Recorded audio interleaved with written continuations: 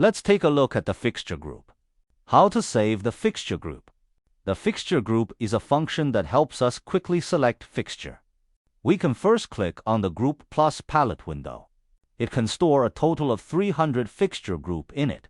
If we want to save the fixture group, we need to choose lights first. After selecting it, we can go to the fixture group window. Then press the Store button. And then click on the blank grid. We have successfully created a fixture group now. One thing we need to pay attention to is the fixture group we store are based on fixture selection orders. If we select lights from left to right, the order of the fixture group will be from left to right during saving. But if we select from right to left, the order of the fixture group will be from right to left during saving. The fixture selection order will indirectly or directly affect the shape running. For example, we select the bottom row of fixtures from right to left. Let's back to Fixture Group window. Press Store button and click the blank grid to save it. Here is another convenient method. Select Lights, then double-click on the blank grid to save Fixture Group.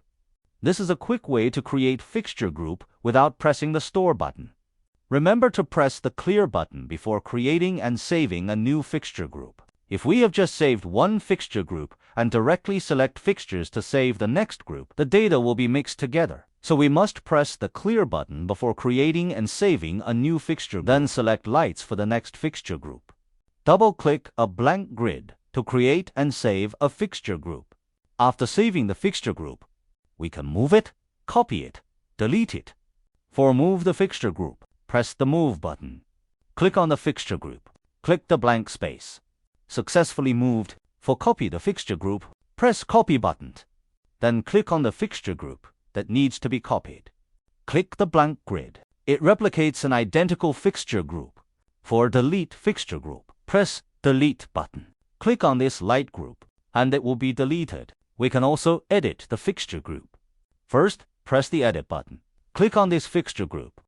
Then here, we can change its name.